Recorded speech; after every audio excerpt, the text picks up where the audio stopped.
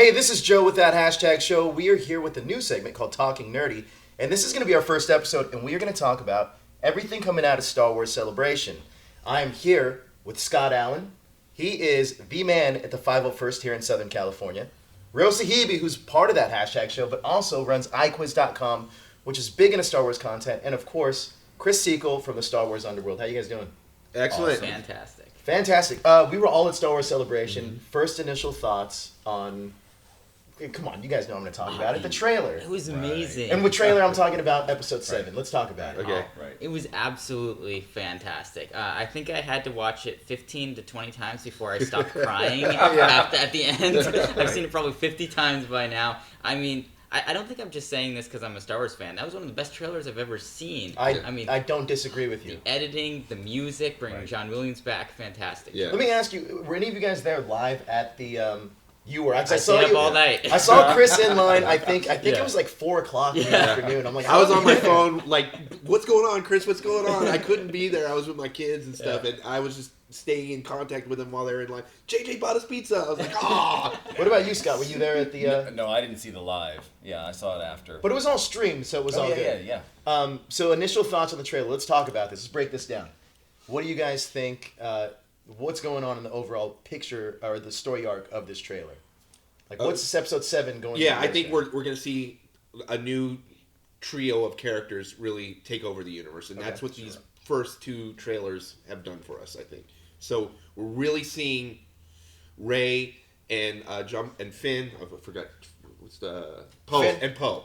We're seeing Rey, Boyega's character Finn, and Poe Dameron really taking charge of this storyline, and now getting a little bit of a nod from the classic characters to say, as Mark Hamill says, it passed the torch to these new guys. So I that's what I'm getting from these 2 trailers.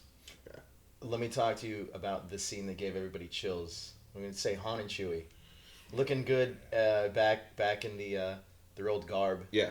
I think that was a pretty exciting scene. What scene stood out to you the most?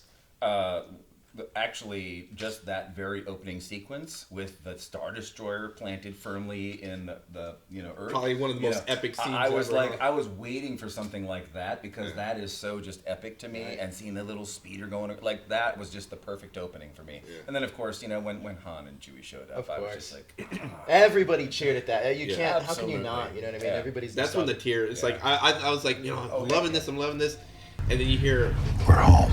And Chewie, okay, I lost it. I just lost it. All right, Chris, no one's around. For you, what was the scene that kind of stood out? What's the most telling scene that you got from that to make a theory on the film?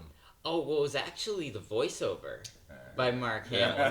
That's the theory that I have, is that voiceover, it's lines from Return of the Jedi. Why use that in Episode 7? What's the relevancy? Right. And I think it's a double entendre. I think it's not only about Luke and his familial connections, but I think it's about Kylo Ren and his connections as well. Yeah. Kylo Ren having the Force, coming from a father that has the Force, and then potentially having a sister that has the Force as well. So I think they're maybe hinting about the connections between the new characters. That's interesting. Yeah. That's interesting. Well, and everybody's been talking about the line he says anyway about my father has it, not had it. Yeah, exactly. So then there's that whole okay, come on, what's happening with Anakin / Vader? I was at the Mark Hamill panel, and I guess that Mark Hamill was talking to JJ, and JJ says, "Hey, I want you to re-record this from Return of the Jedi." And he's okay, and then he went back in, and Mark Hamill asked JJ, "Which one did you use?" And he goes, "Well, I used them both." So it's interesting because you can't really distinguish what's new and what's old. At least I can't. Well, I think the one that you hear first is from the Return of the Jedi recording, and then there's a little bit of an echoing behind it, and I think that's the new recording. Okay. Yes. Yeah. Wow, you really picked this trailer apart. Yeah. Frame by frame, looking for Easter eggs.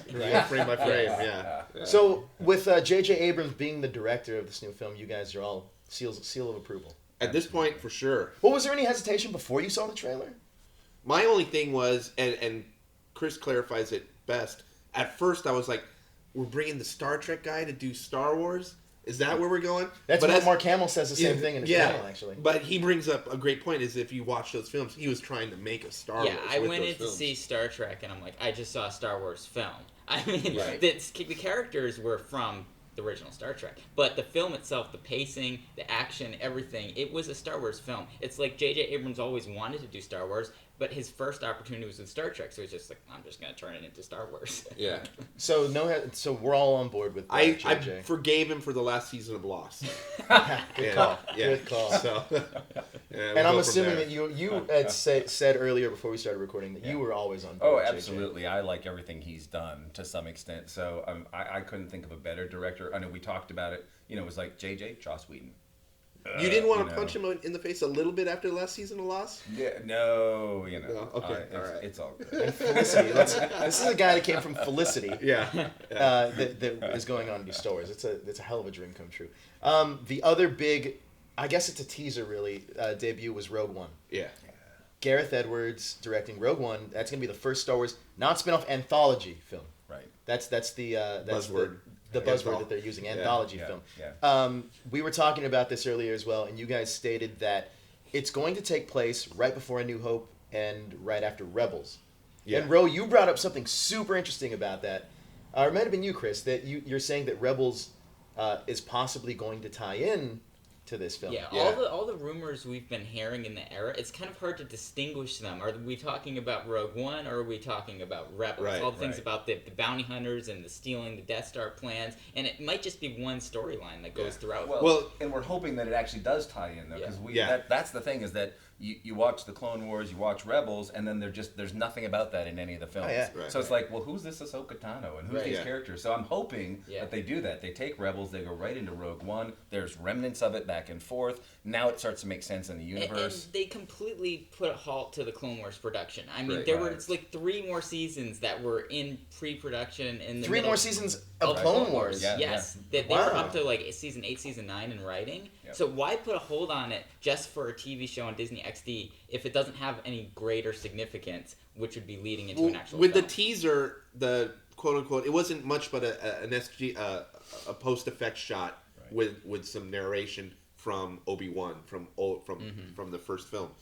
But what it does with that little teaser and what the last episode of Rebels does feels like the same storyline. Right. The season finale, and nobody's seen it yet outside of the celebration, the season 2 premiere of Rebels. Right. It really feels like it is going to be the same storyline.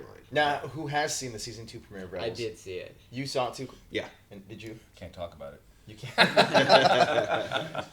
Based on what you guys saw for the season 2 premiere of Rebels, where do you see the season going? It's going to get a lot darker. Yeah. I mean, the issue is they're bringing Darth Vader in now. Yeah. And there are a lot of Jedi we're finding out still around. Right. So And- something has to happen to Yeah, them. exactly. If what they're saying is true, and it is that the movies are canon, Rebels is canon, then by the time we get to Empire Strikes Back, everyone has to be dead. That's a good point. That's if it's canon, when Yoda says, No, there is another.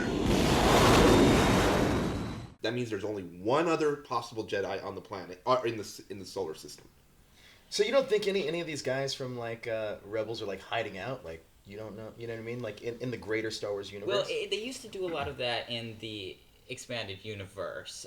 They have, for instance, like a Darth Krayt was a Jedi that survived through all of this. But I think that's why they're throwing all that out, because they want to stop. It's not clean to do that. To just come up with these stories that contradict lines from films. Go ahead. Order 66 came out. We thought they were gone, right? And now look, they're all showing Yeah. up in Rebels. So Yeah. Let me ask you guys a quick opinion on something. Now we know that the expanded universe is it's called Star Wars Legends now. Yeah. right. How do you guys feel about Star Wars Legends not necessarily being canon anymore? I think it was necessary to clean it up. Yeah. There was so many different storylines, and it went in so many different directions. I think it was too hard to rein it in. It was confusing. There were different levels of canon. I mean, now it would be impossible to do Yeah. movies and make them make sense if you had to pull all that in. Yeah. Any one Because story there's so from the many. expanded universe that you'd like to see translated now? Well, what's interesting Yes. about that is everybody loves the Thrawn trilogy. Yeah. Right. That's And it. but speaking to people that actually were involved in writing that, like Tim Zahn, one of the reasons why that's so good is he didn't have anything before it Yeah. that Right. weighed him down that he had to work around. Right. Yeah. So you kind of like, it's like the reason why we love some of those elements of the expanded universe is because they were the early stuff, and then that open space, that blank page, is the same thing that everybody working on these new films have. So they're going to be just as good. Yeah, I think they're picking and choosing a few things from EU, and I think they've even admitted to that they've taken some influence from the EU. So there's some great ideas out there. I'm not entirely convinced that Kylo Ren wasn't influenced by Revan, Right. So I think they may have borrowed a little bit of that look and character to create Kylo Ren. So I think there's some good stuff that's still there, but I'm glad it's not canon anymore, personally. Quick question I had. We're going to go back to the Force Awakens right now. And Star Wars Celebration. So at Star Wars Celebration, there was the Force Awakens room, I guess it was. Yeah. Is there anything in that room that kind of hinted at something greater that you may have not thought of? Like, I was with you when we went to go in that room, and there were certain things. There was some stuff in the concept art that nobody has really talked about yet. We all kind of assume it, and caution spoilers. But if you look closely at the concept art for Finn, he is carrying a lightsaber. This is true. And then also some of the wording on some of these plaques. I don't know if you were reading this. And with that, and Chris and I have talked about this in detail as well. The Empire is no longer the Empire. They're the First Order, and everybody else is the Resistance as opposed to the Rebel Alliance. Right. Yeah. So where do you think that leads us? Like, what does that mean to you? To me, you had to speculate. I'll speculate and say it's bigger, badder villains. Really? I think we're going to see bigger, badder villains.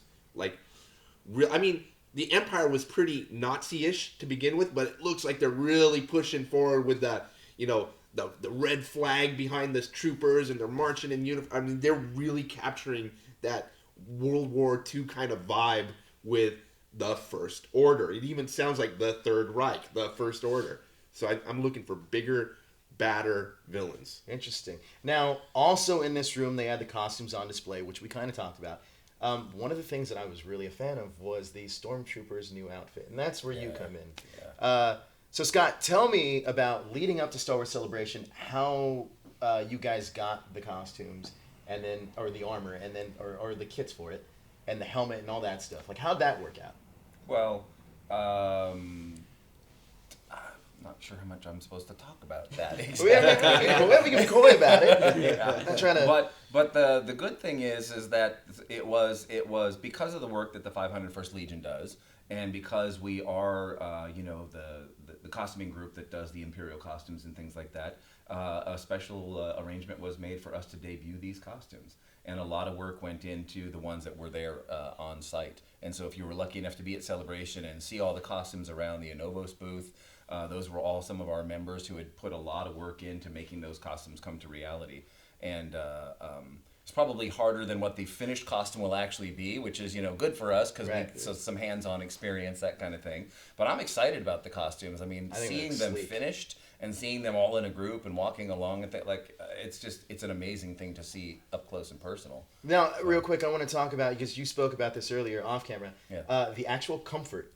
Yeah, well, they're because our group, that's what we do. We do costuming. And so when you're wearing the old original Stormtrooper, it's pretty easy, an undersuit of some type, and then you've got the armor pieces on top, and, you can move around, and if you get a nice breeze, it's nice and cool. Right. But these, because they have these sort of gaskets in between, like the knees and the elbows and the shoulders, there is no breathing going on in that suit whatsoever. And the type of material that's used, at least for us right now, was much more difficult to kind of move the shoulders. So I was joking with some of them about, that they were the Christmas Story Trooper. I can't put my arms down, But I mean, the thing is, once you start wearing the costume, it's just like anything else. If you've ever cosplayed in a costume that isn't your own, and you put it on for the first time, and you're like, oh, this feels weird. Then you get into the character, and now you know what to do. Did you end up putting one of those on? I did not put one of those on, but I'm in the process of having one completed. So that's awesome.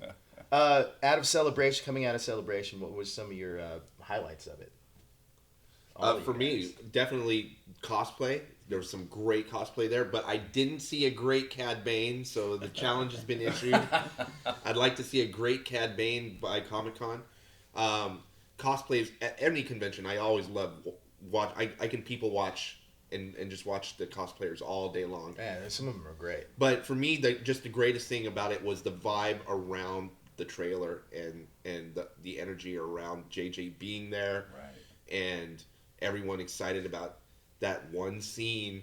Everyone all day long for the first couple of days is like, we're home, we're home. Yeah. We just kept saying that over and over. So that excitement around the Force Awakens was what was really exciting. Star Wars Celebration too is a unique animal because unlike Comic-Con, where every pop culture thing is represented there, so you're fans of pop culture, but you may not be fans of the same things. Right. And at Star Wars Celebration, you're all fans of Star Wars. Yeah. And the energy level of everybody I talked to and everybody I ran into and all the people just listening to conversations, that's the thing that was so amazing to me is that it really was like one crazy big Star Wars family. Oh, absolutely. Just hanging out for the weekend. And you kind of get that. Yeah. You got that vibe as soon as you walk in those doors. Everybody's obviously extremely Right. into Star Wars. Why else Yeah. would you be there? Well, what's funny is that since we were there, the impact around the world we didn't really feel directly, but like my uncle had called me and a friend of mine had called me. He's like, man, I turned on the TV today and it's just all Star Wars Celebration on CNN, MSNBC. Right. I And have I the was like- same I was experience. like, oh, I didn't even realize that because we were in the middle of it. So it was, I think, a big deal Yeah, compared it was like the eye other- of the storm. Yeah. And you have to give huge props to StarWars.com as Yeah. well for their coverage. They had like 30 hours of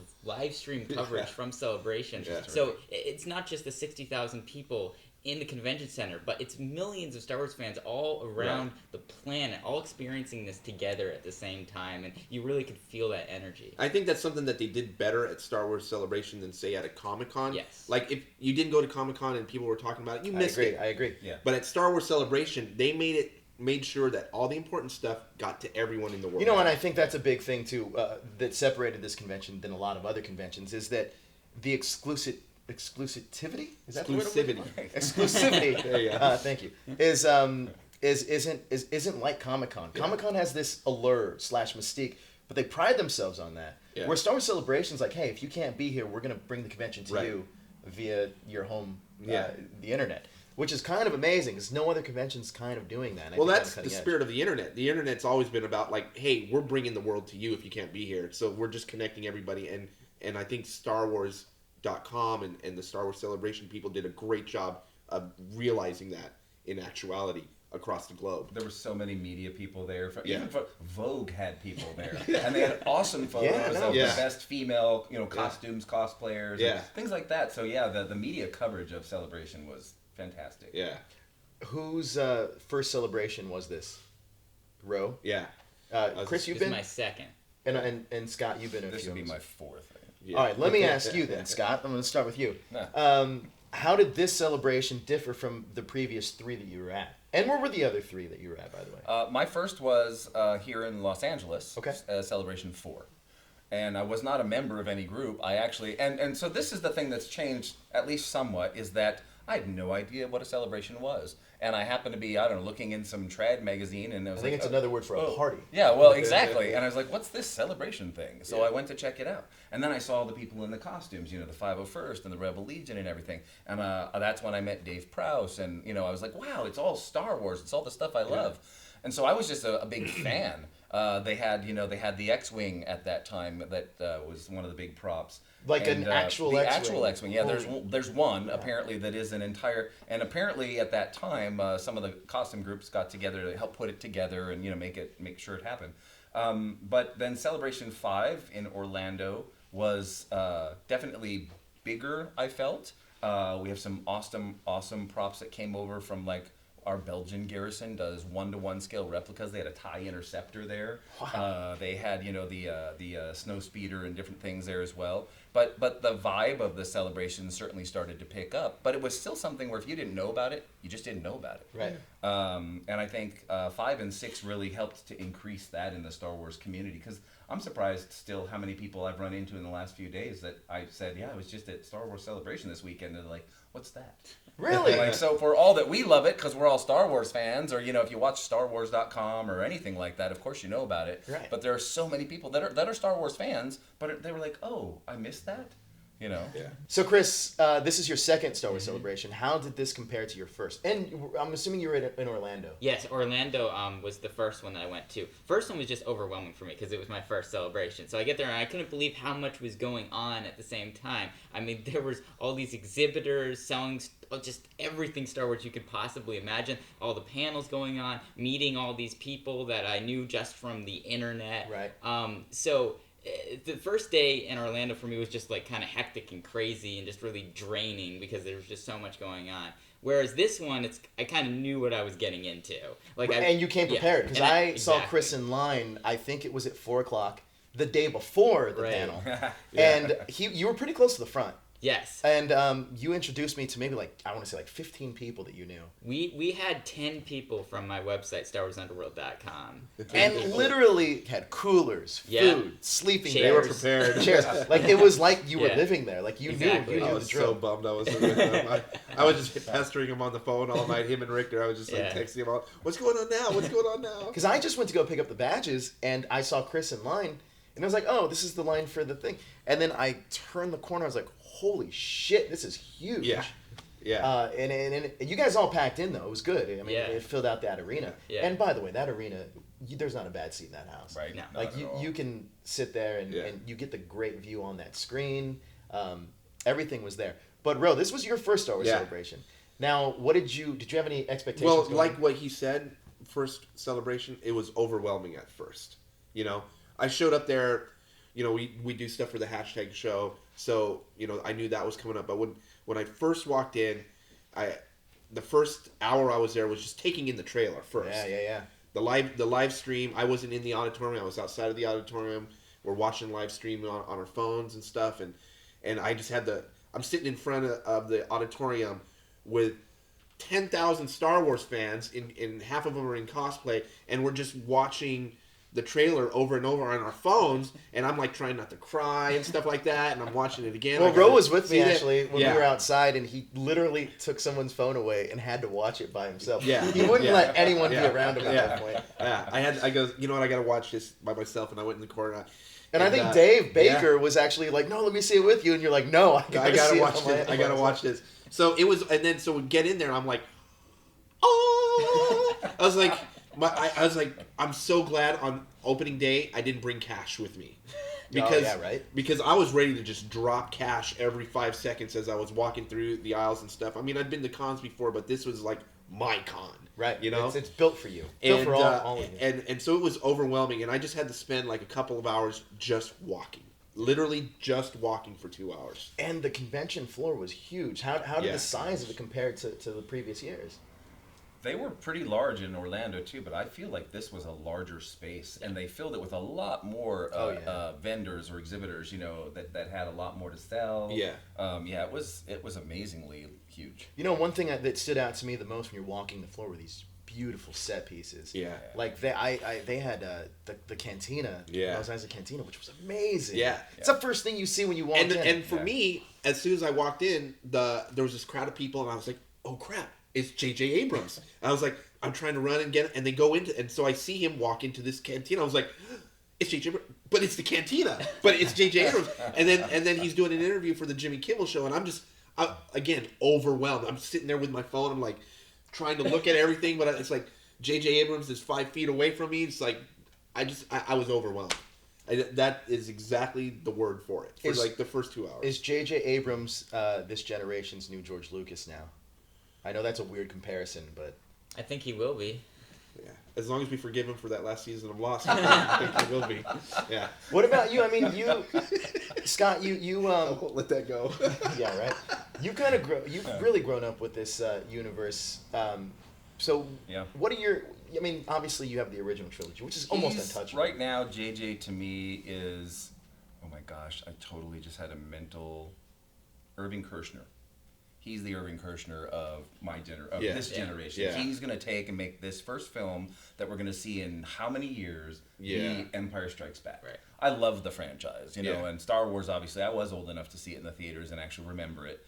And it was fantastic. And Empire Strikes Back, I was just blown away. That was the first Star Wars movie I actually saw. That was, to me, that is to me, that is Star Wars right there. That is everything you want to know about the characters, the good guys, the bad guys, the bounty hunt, everything that's going on. And I think that direction of that film was amazing, and I feel like that's what JJ is going to give us back. Not that the others were bad. I'm saying I love them, but I'm just saying he's going to give us that. Well, we won't talk about those first. But, that's what I'm hoping for. So George Lucas, no, George is his own guy, and, but I'm so excited about JJ. George Lucas created the universe, but we got a new guy that's gonna expand it, kind of. Yeah. I know, not expand the universe, but I mean, you have to pass the torch at some point in time. Right. It's just how it goes. Jimi Hendrix was a great guitar player, but he today, if Jimi Hendrix was still playing guitar, he probably would have been lost in the shuffle. Right. You pass the torch down. Right. One thing I do like about JJ taking over, though, is that it's a fan taking over. Yeah. So it's somebody that cares, rather than just for a paycheck. Right. I'm not like saying Filoni, the same sort of thing. Right. He's a big fan of Star Wars, and for him to do Clone Wars and Rebels, it made perfect sense, and he's doing an amazing job. Absolutely. And that's what I love about that too, is they didn't just find somebody like, oh, he did a great film, let's bring him in. He doesn't know anything about Star Wars. Well, and there's no reason for it. I mean, Star Wars original trilogy inspired a generation of filmmakers. Absolutely. Right. Okay, a lot of people became filmmakers because of the first few Star Wars movies. And you have this huge pool of talent of Star Wars fans to pull up. It should be Star Wars fans that make the next Star Wars. I agree. You know what I'm hopeful for in this film? It's a weird thing to say, but, obviously the first 4 films, the special effects were amazing for the time, but then when you go back to the prequels, and they were so full of special effects that it didn't make sense to me, because you had all these lightsabers and battles and spaceships and things, and friggin' R2 could fly. And then you get to episode 4 and you're like, I am the master. It's like two old guys fighting in comparison. Yeah. So I'm hopeful that we see that sort of amount of special effects carry into the next set of films, and it's not overwhelming. It makes sense. Right. And I think because they supposedly haven't done as much CGI, obviously there's going to be some, but they were actual stormtroopers. There's an emphasis on practical effects. On actual practical effects, and that's what I'm excited for, Yes. is that now it should match better to the continuation of where we left off with Jedi. Right. Talking about practical effects, I want to talk about BB-8 for a second. Love BB-8. I love BB-8 too, and Disney's going to sell a lot of BB-8 toys.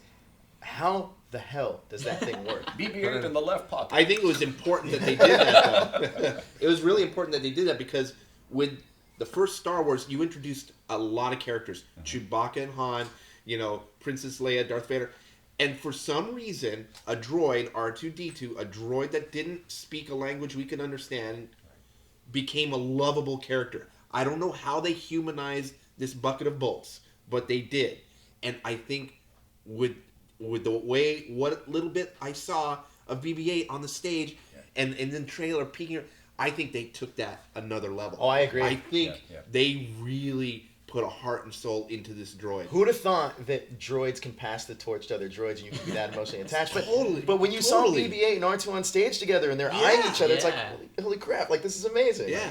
And that BB-8, whatever they're using for that technology is pretty amazing. It's pretty cool. Because I don't know how they figured it out. And I'm glad that they're doing that. In the original tradition of Star Wars, they're innovating specifically for the film. What they did, even with the prequels, they innovated film techniques specifically for the prequels and digital projection. Star Wars revolutionized practical effects, explosions and stuff. What's interesting about this film is, of course, the prequels, it was all about the CGI. Right. Half the film was done in front of a blue screen. Right. Whereas this time, they're using technology to actually make it physically real. Yeah. For instance, the motion capture is not going into CGI models. The motion capture is going into androids. Right. Actual animatronics. Yeah. I like And your mimicking of the android. It's going to be actually there so that the actors have something to work off of. Right. And so that's the mindset behind this film, is to make it real in 3D space as opposed to on a computer screen in post-production. Right. It's going to be pretty amazing to see those BB-8s at homes. Yeah. Well, that's Just rolling around. exactly, that they can actually make that thing, and Yeah. it works. I still don't know how it works. Yeah. I don't know how it works either. Some kind of magnets in there. That's the cosplay challenge for the 501st. You guys need a BB-8 on your team, right, to show up. what happens when you guys have to do an event and there's no BB-8? You guys, that's your problem now. Hey. When does the 501st start expanding into making droids? Oh no, that's why we have the R2 builders. Yeah, those are That's part of right. your guys' group. That was a Well, great they're exhibit there, another too. group of Star Wars fans, and they do the most amazing droids Well, you'll ever hope to I see. actually heard that Disney actually hired a lot of these guys to actually work on the film.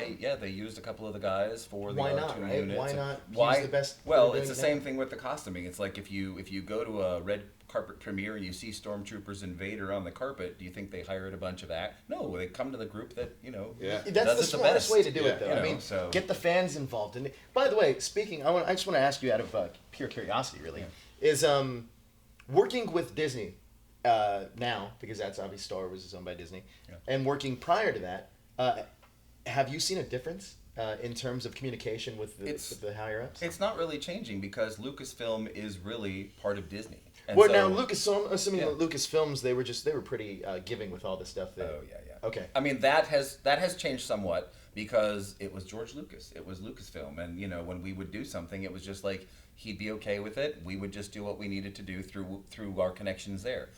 So we still have the same sort of communication with Lucasfilm, but there are rules that are changing because Disney does actually own the whole process. And they're now. super secretive. Yeah, aren't they? yeah. If you notice that celebration, there was no Episode 7 licensing at any of the booths yet, I think. Yeah, no. Is that right? Yeah. They did sell those Episode 7 shirts, or the Force Awakens shirts. That's it. And they sold They were out. very limited, very Sold limited out. on how much of that was available. Even for us as groups, when we were excited about all the stuff that we've seen, so we wanted to put some artwork into our things, and a lot of that was like, no, not yet. Interesting. Yeah. So I this has been great having you guys here. Now, but I have to ask you guys one last thing, and I'm going to start with you, and then we're going to go down the road here, Scott. I want to hear your theory/speculation for Star Wars Episode 7.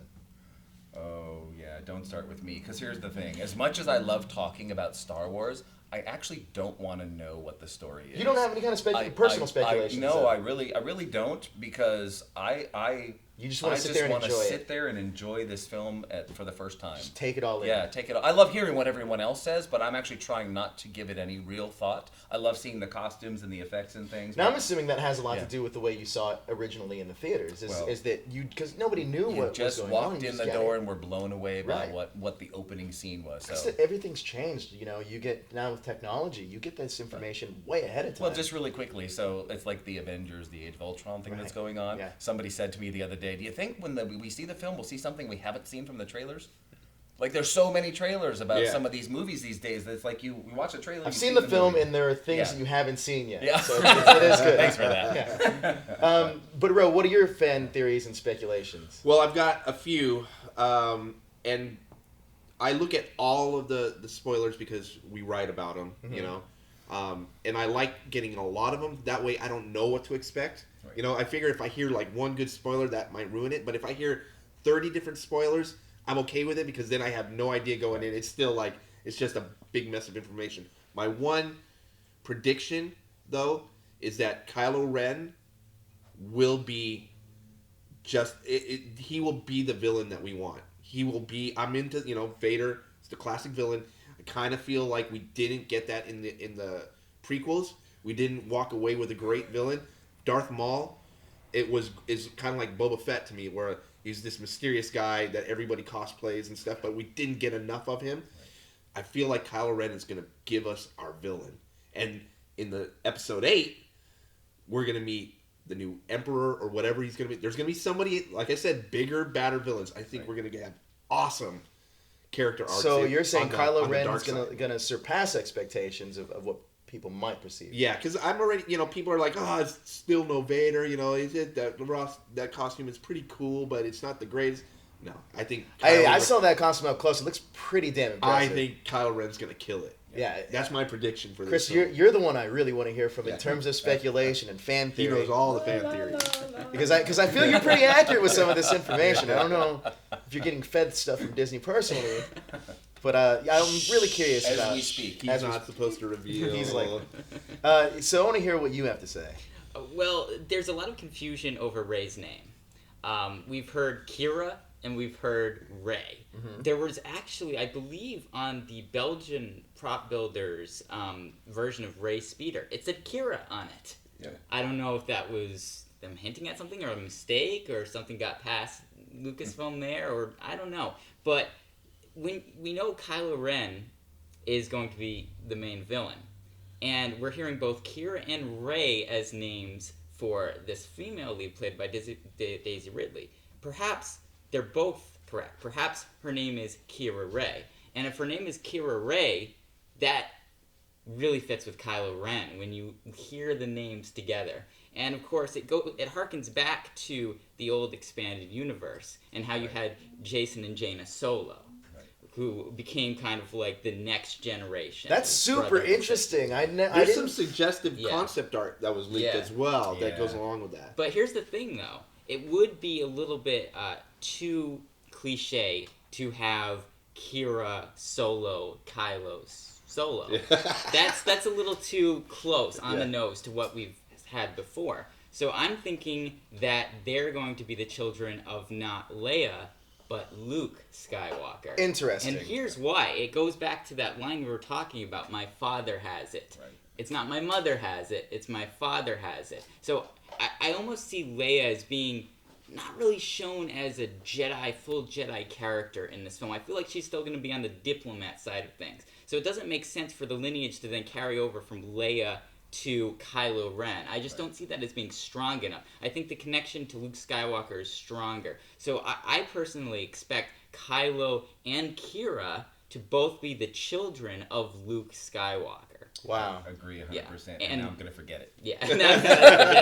Yeah. I mean, I never, because you automatically assume, I think that it's Leia and Han's kids. Right. So I actually never thought. And that starts explaining things. Like, for instance, we know that Kylo is obsessed with the Sith. Like, there's the concept art of him with Darth Vader's mask. And we saw Darth Vader's mask all melted in the trailer. So we know that Darth Vader plays into it. And there was this rumored line where Rey says to Kylo when she confronts him, "You're no Darth Vader." So it seems like Kylo has an obsession with Darth Vader, an obsession with the Sith. Where did this come from?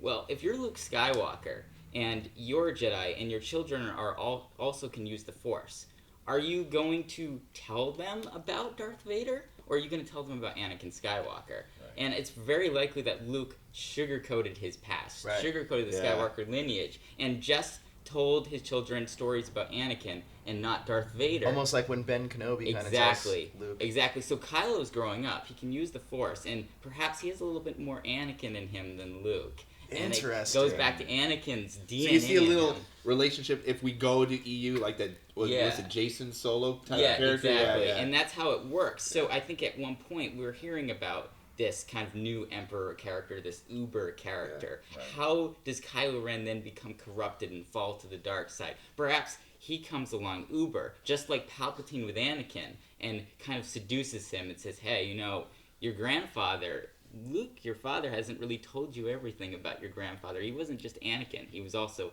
Darth Vader." And that begins seeding that obsession to find out more about Darth Vader from this Uber character, and that corrupts Kylo Ren, and that's why he's so obsessed with the Sith at the point in the movie where we see him. So, you guys, if you're watching this on YouTube, I think Chris pretty much just spoiled the film for us. That's what just happened right there. This is complete speculation. It seems pretty good, though. Go back and put a spoiler alert on the edit. Yeah. I want to thank you guys for joining me here at our first Talking Nerdy, really.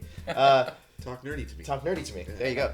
Scott, where can we find you? What do you got going on now? I know you got 501st stuff. What events do you got coming up? We have tons of stuff that's coming up. So SouthernCaliforniaGarrison.com. You can check us out there, see what we're doing in the local area, or 501st.com for the whole group. But I mean, there's events almost every week. And May the 4th is coming. May the 4th. Comic Book Day is coming. There's a ton of stuff going on. So yeah, we'll be. So you're gonna be around Southern California. We can't miss you at that point. Ro, I know you're here with that hashtag shit. But what else do you got going on? And you can also find me on iquiz.com. That's IKWIZ.com for tons of Star Wars trivia and quizzes and things like that. And Chris. StarWarsUnderworld.com, and we post all the rumors, all the spoilers, everything. We give warnings, but if you want to know everything, kind of like Rose said, the more you know, it's the less you know. Yeah, because you don't really know what's true. Just head over to Star Wars Underworld and you will see all that stuff. Yeah, and your website is pretty good at getting news fast. Like Yes. you guys, it seems like you guys are almost on the cutting edge. So of that. we have 10 staff members, and we try to get it out as quickly You guys as do a possible. hell of a job for just 10 staff members. Thank you. So very good. Thanks again for joining us, and I guess we'll see you next week with our Avengers: Age of Ultron wrap up, because that film's coming out next week. You guys gonna go see it? Of course. Yes. All right. What's that have to do with Star Wars? Well, they're the same parent company. I mean, I think we can. Of course, we're gonna see it. Shoot. Yeah, I don't think it's gonna do as well as Star Wars, but it's gonna do just fine. Thank you guys. We'll see you guys next time.